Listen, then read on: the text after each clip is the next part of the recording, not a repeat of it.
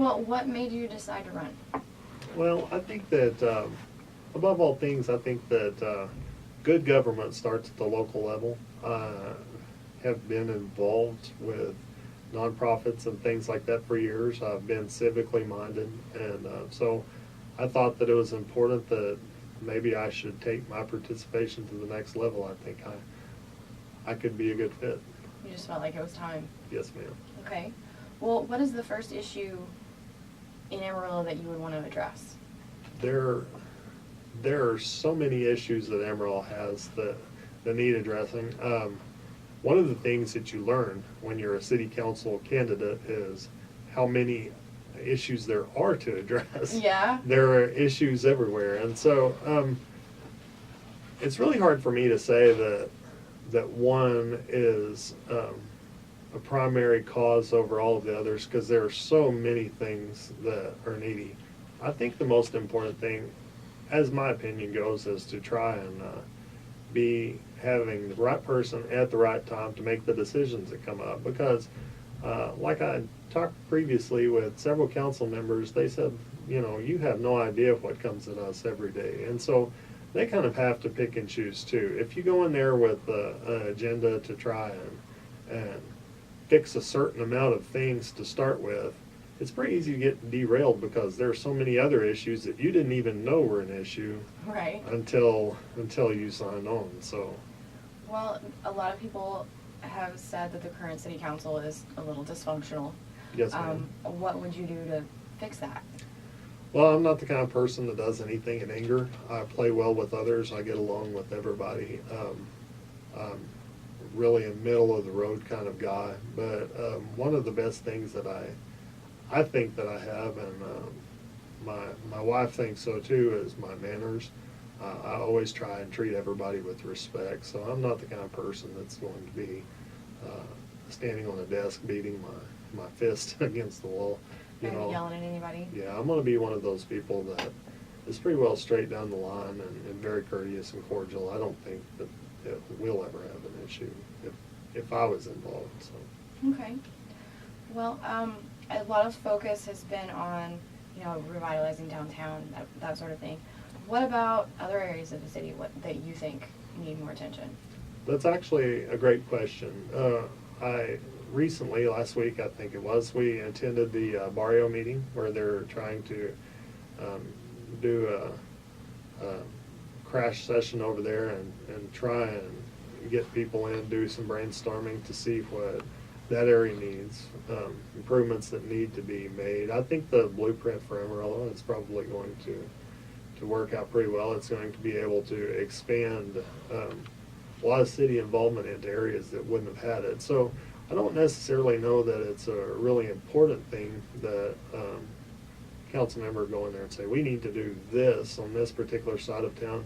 People in those communities know what they need, and they're always willing to talk if a council member is willing to listen. And so I think one of the best things you can have is not ability to go ahead and speak really well. It's to listen really well, because people will tell you what they need, and then you need to be willing to work for those people once they tell you. So you intend to make yourself pretty accessible to the public? Yes, ma'am. If somebody's willing to talk to me about something, I'm willing to listen and take their concerns into consideration. And I think that's probably going to be one of the ideal things to move forward with, is to try and make sure that if somebody comes to you and says, look, our neighborhood needs this, you can say, well, you know what, let's get you with the right people that could probably make that happen. And then evaluate from there, and then things become a reality when the discussion starts. But when there's no dialogue, you don't have any place to begin from. Right, you can't get anywhere. Is there a particular passion you have for the city, or something that you want to, be a part of helping? What's the word I'm looking for? Manifest. There we go. I'm really a supporter of Amarillo history. I'm a supporter of things along those lines. I'm president of the Amarillo Historical Museum, and so one of the things I like to see is buildings rejuvenated and saved and things like that, along with the actual mission statement that you would have as a council member.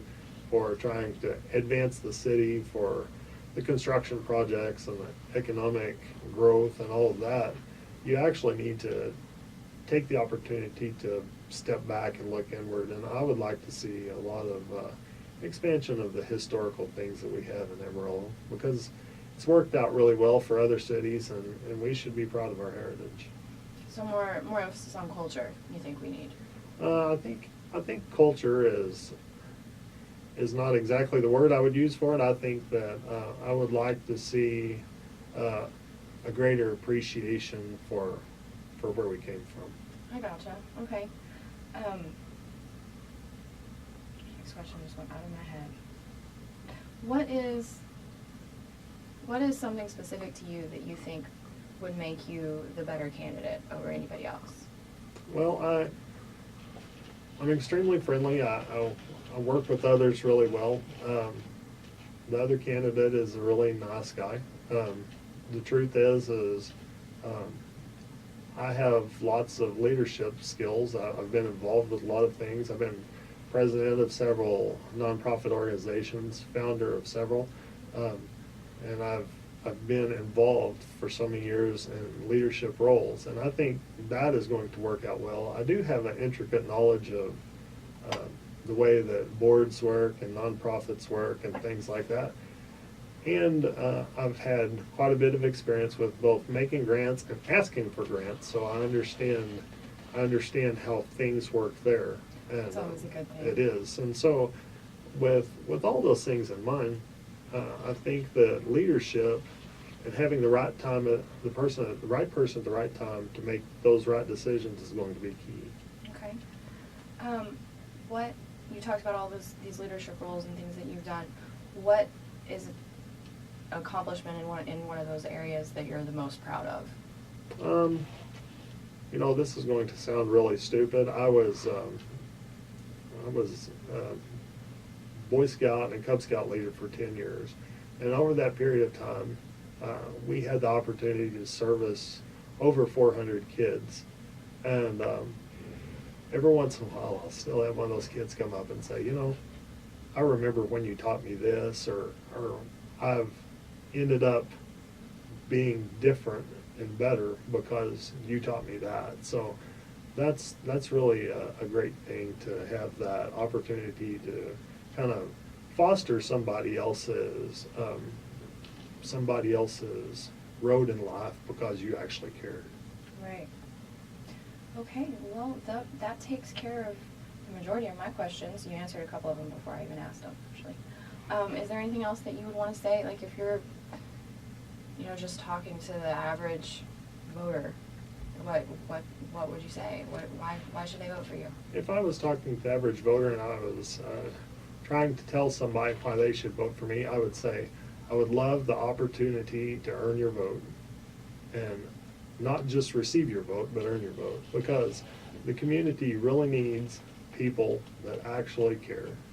And I would love to be that guy. If you would be interested in allowing me that, I would love the opportunity to earn it. Okay. Well,